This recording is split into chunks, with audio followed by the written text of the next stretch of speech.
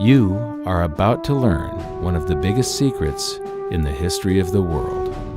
It's a secret that has huge effects for everyone who lives on this planet. Most people can feel deep down that something isn't quite right with the world economy, but few know what it is. Gone are the days where a family can survive on just one paycheck. Every day it seems things are more and more out of control, yet only 1 in a million understand why. You are about to discover the system that is ultimately responsible for most of the inequality in our world today. The powers that be do not want you to know about this, as this system is what has kept them at the top of the financial food chain for the last 100 years. Learning this will change your life because it'll change the choices that you make. If enough people learn it, it'll change the world because it'll change the system. For this is the biggest hidden secret of money. Never in human history have so many been plundered by so few, and it's all accomplished through this, the biggest scam in the history of mankind.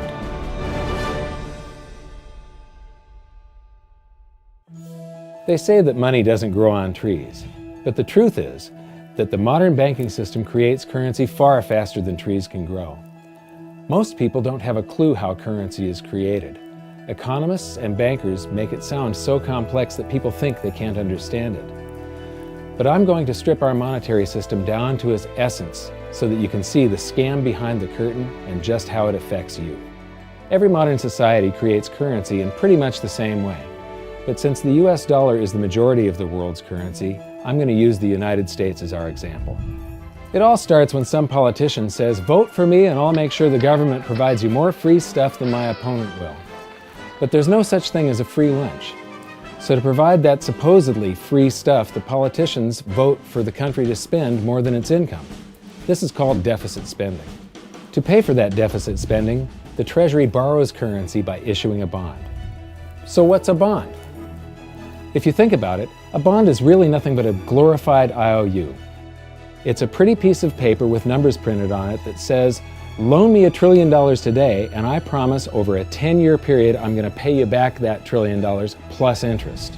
But what you need to understand is that Treasury bonds are our national debt. These glorified IOUs are to be paid back by you and I and our descendants through future taxation. Therefore, when the government issues a bond, it steals prosperity out of the future so that it can spend it today.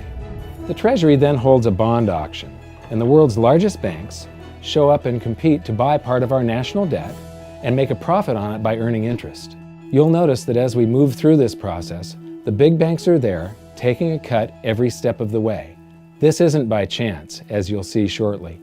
Then, through a shell game called open market operations, the banks get to sell some of those bonds to the Federal Reserve at a profit.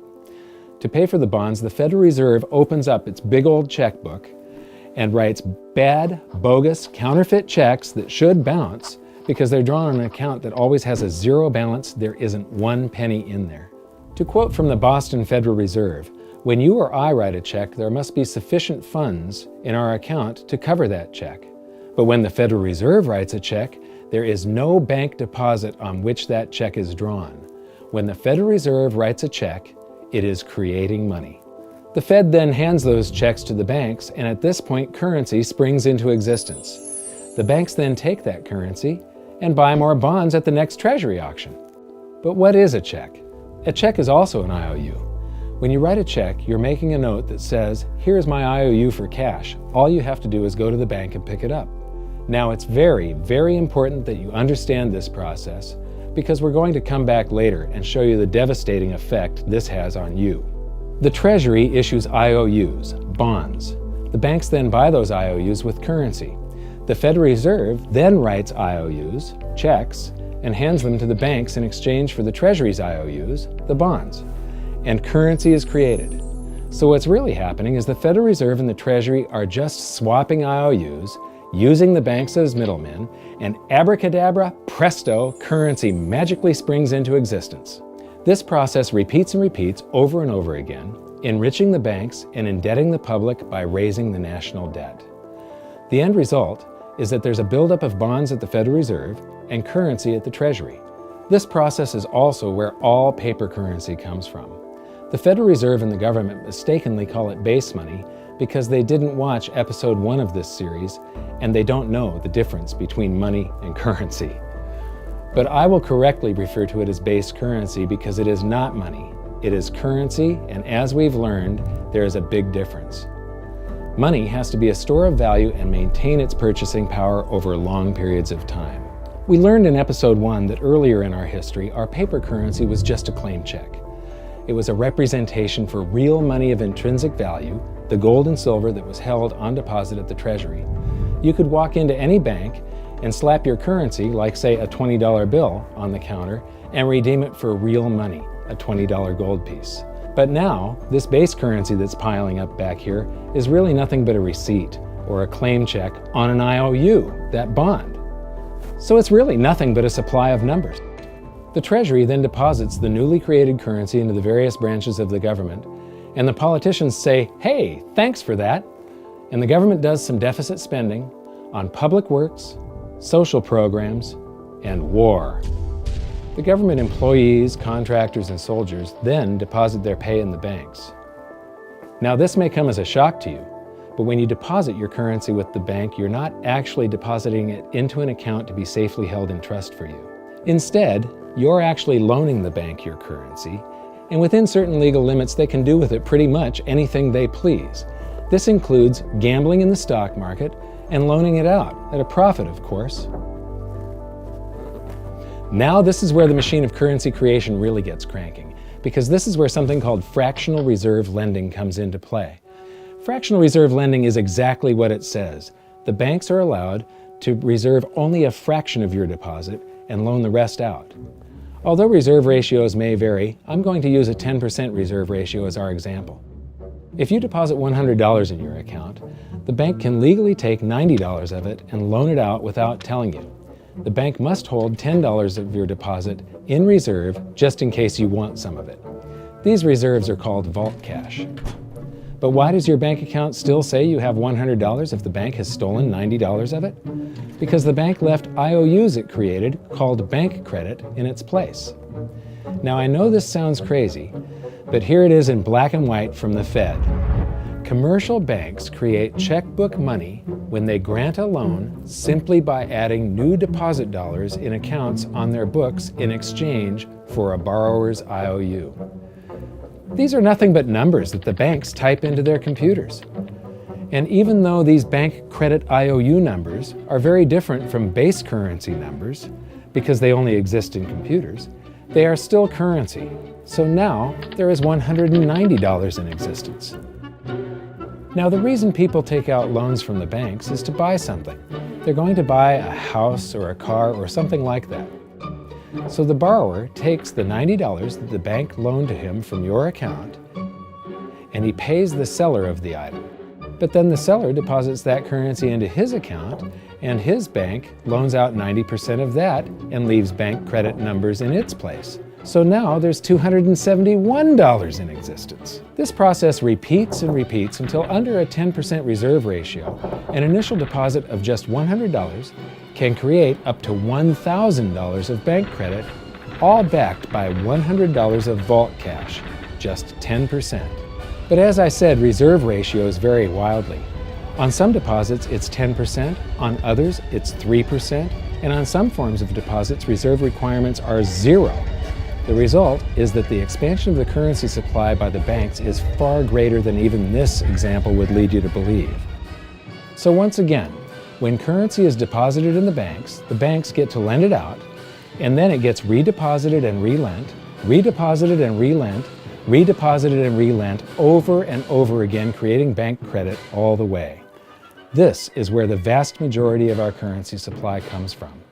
In fact, 92 to 96% of all currency in existence is created not by the government, but here in the banking system. Now, massive amounts of currency spewing into society may at first sound like a fun idea. That is, until you remember one of the most important hidden secrets of money from episode 1, that the prices of everyday goods and services act as a sponge on an expanding currency supply. The more currency we have, the more prices rise. This is where inflation comes from. The true definition of inflation is an expansion of the currency supply. Rising prices are merely the symptom. So our entire currency supply is nothing but a couple of bucks whipped up in this hocus-pocus scam where the Treasury and the Federal Reserve swap glorified IOUs, and a bunch of numbers that the banks just type into their computers. That's it. That's our entire currency supply. It's nothing but a supply of numbers. Some of them printed, most of them typed, and there is nothing else. But if you thought that was crazy, get ready to enter the twilight zone of modern economics. We work for some of that currency supply. True wealth is your time, but we trade away moments of our lives, hour by hour, day by day, and year by year, for numbers that somebody printed on pieces of paper or just typed into a computer. Now those numbers represent our blood, sweat, tears, labor, ideas, and talent. We are what gives the currency its value. But here comes the really cruel joke.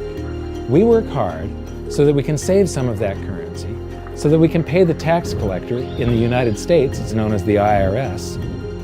They then turn it over to the Treasury so that the Treasury can pay the principal plus interest on that bond that the Federal Reserve bought with a check drawn on an account that has nothing in it. Now let's do a recap on this section, because this is where the system begins to rob you and I on a massive scale. Much of our taxes are not used for schools, roads, and public services, but to pay interest on bonds that the Federal Reserve bought with a check drawn on an account that has nothing in it. The Federal Reserve is committing fraud. But here's one of the biggest secrets of them all. Before the establishment of the Federal Reserve, there was no need for personal income tax. The Federal Reserve was created in 1913, and that very same year, the Constitution was amended to allow income tax. Do you really think this was just a coincidence? Ask yourself how much income tax you've paid over your lifetime. Much of it has been silently siphoned away into the hands of those who own the system. Yes, this system has owners. Who they are is an even bigger secret that we'll get to shortly. But first, we need to understand the mumbo-jumbo of the so-called debt ceiling. It's all based on a huge paradox.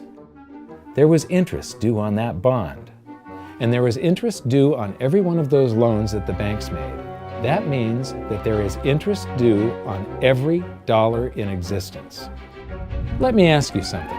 If you borrow the very first dollar into existence, and that's the only dollar that exists on the planet, but you promise to pay it back plus another dollar's worth of interest, where do you get the second dollar to pay the interest?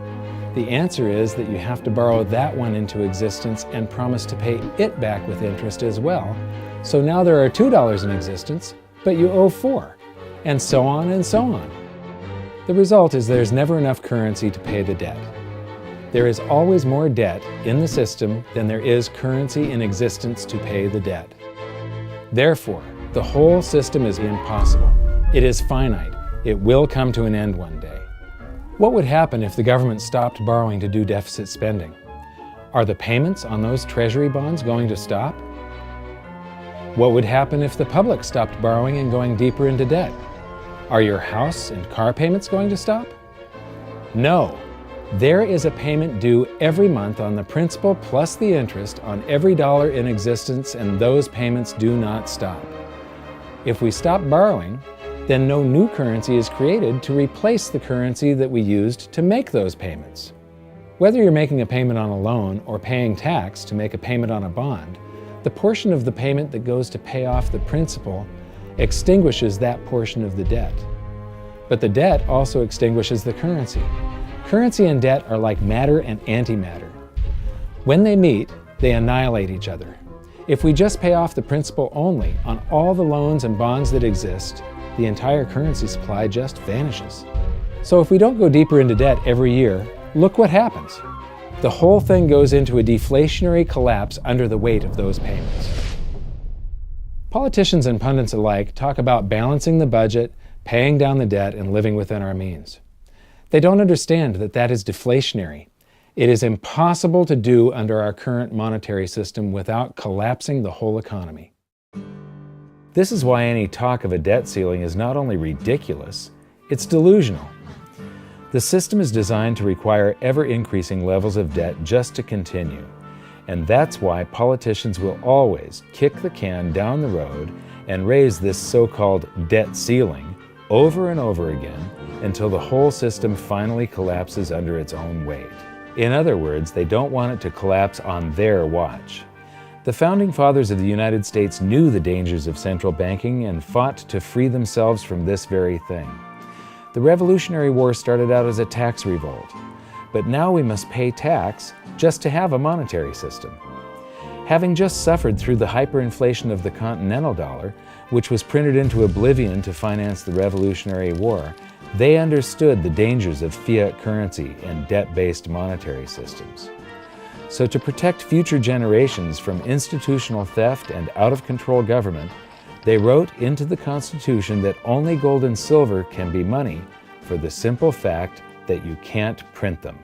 Our current system is not only unconstitutional, but it robs us of the liberty and prosperity our forefathers fought and died for. We are all feeling the effects of ignoring the Constitution right now. By forcing more currency into circulation, our purchasing power is diluted. Inflation is a slow and insidious stealth tax that is simply the result of this debt-based monetary system. This system empowers and benefits those who create the currency and receive it first, as they get to spend it into circulation before it has an effect on the economy. They're stealing purchasing power from you and transferring it to the banks and the government every hour of every day because of this false monetary system. And it's not like the people at the top don't know this. To quote the Federal Reserve, the decrease in purchasing power incurred by the holders of money due to inflation imparts gains to the issuers of money. This is a fraud. It is a pyramid scheme, it is a Ponzi scheme, it's a scam, and it's a lie. Our entire monetary system is nothing but a form of legalized theft. But here's the biggest con job of them all. The Federal Reserve is not federal, it has stockholders. There is no federal agency that has stockholders. What's a stockholder? A share of stock represents a percentage of ownership in a corporation. So the stockholders are the owners of that corporation. Therefore, the Federal Reserve is a private corporation with owners. And you can see it for yourself if you go to the Federal Reserve's website, and it will say, the stockholders receive an annual dividend of 6%. Now we know that the stock in the Federal Reserve was originally issued to the largest banks in the United States. But because of mergers and acquisitions through the years, you can't actually trace who owns the stock in the Federal Reserve. That's a very closely guarded secret. My guess would be that the owners are those primary dealers, the banks that get to make a profit by selling part of our national debt, those bonds, to the Federal Reserve, who buys them with a check from nothing. Then we pay tax to pay the principal and the interest on those bonds so that the Federal Reserve can pay the banks a 6% dividend. Don't be alarmed if you don't quite comprehend the deception of this system at first glance. Very few people do. It is purposely complex. The economist John Maynard Keynes once wrote, "By this means, government may secretly and unobserved confiscate the wealth of the people, and not one man in a million will detect the theft." I believe that presented correctly, anyone can understand this system, regardless of how complex it is. So let's do a recap and break it down even more. The way the system works is that, step 1, the government creates glorified IOUs. These bonds increase our national debt and put the public on the hook to pay it back. Step 2, IOUs are swapped to create currency. The Treasury sells the bonds to the banks. The banks then turn around and sell our national debt at a profit to the Federal Reserve, which they probably own. The Federal Reserve then opens its checkbook that doesn't have a penny in it and buys those IOUs with IOUs that it writes, checks, on a checking account that has a zero balance. Then they give those checks to the banks and currency just springs into existence, and then the whole process repeats. This results in a buildup of bonds at the Federal Reserve and currency at the Treasury, which is really just a supply of numbers. The Treasury then deposits the numbers in the various branches of the government, and we get to step 3. The government spends the numbers on promises, public works, social programs, and war.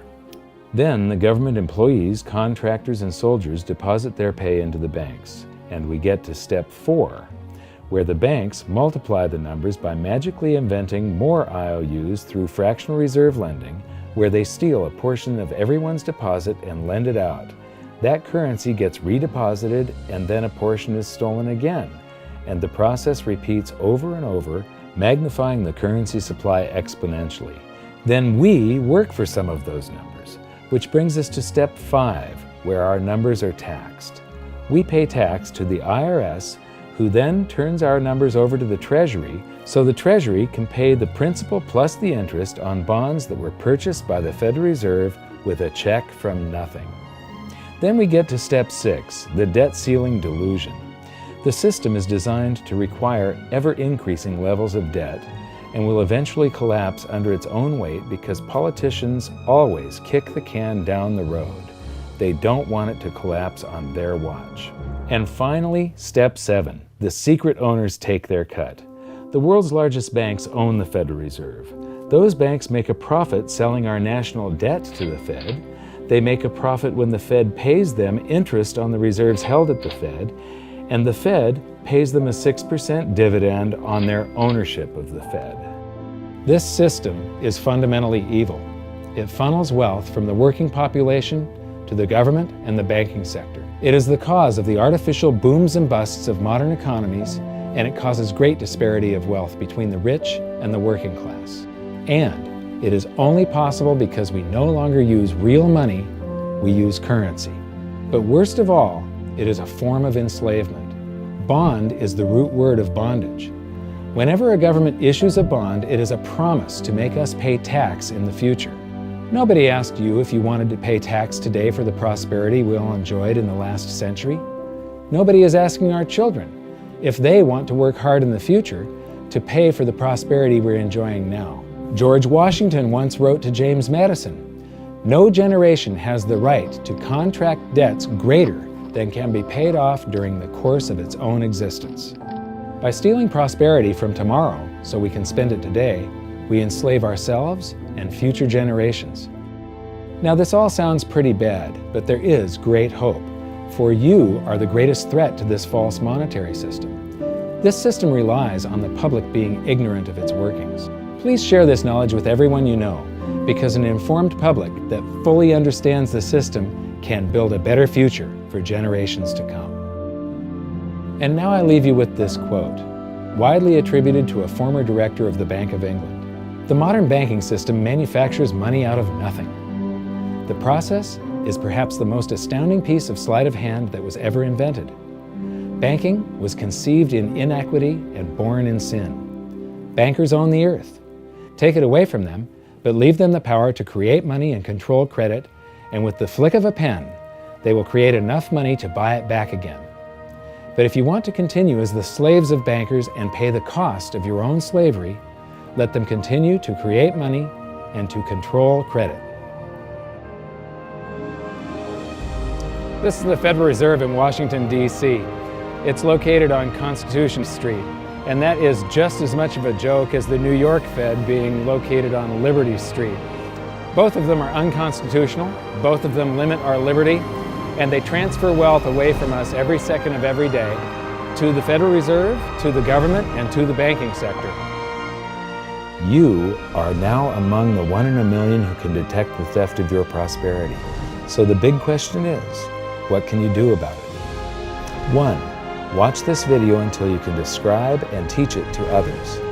Those who understand this system can make preparations for its unavoidable collapse and protect themselves. History shows that those who don't will probably be wiped out. 2. Share this video with everyone, especially those you care about. All it takes is a mouse click or two to get this message in front of millions. Post this video on Facebook, tweet it, email it to loved ones. Please share it wherever you can. 3. Join the conversation. The current world monetary system is based on a 300-year-old design meant to enrich a few at the expense of the many. There must be a better way. At hiddensecretsofmoney.com, we've created an open-source platform for the design and development of a new world monetary system. We're calling on every economist, every student, every college, every bright mind, and anyone who cares to join the discussion. In educating ourselves and each other, we can prevent the further loss of our freedoms and maybe, just maybe, win some of them back.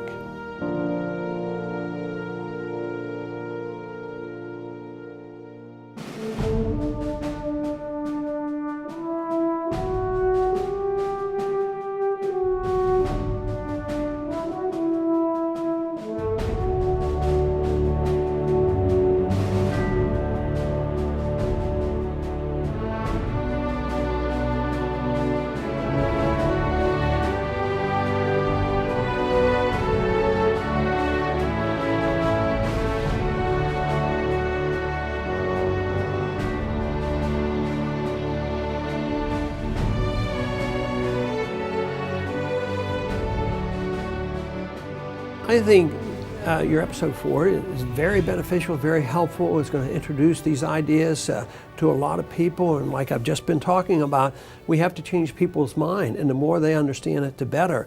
And I think we're at this point now where more people in the last several years, 4 or 5 years, have thought about the Fed than they ever have in the previous 95 years. So I think an explanation and diagrams to show it is very helpful, because quite frankly, they're not going to get it in their grade school, they're not going to get it in their high schools, they're not going to get it in college unless they're in a very rare circumstance to understand how this works.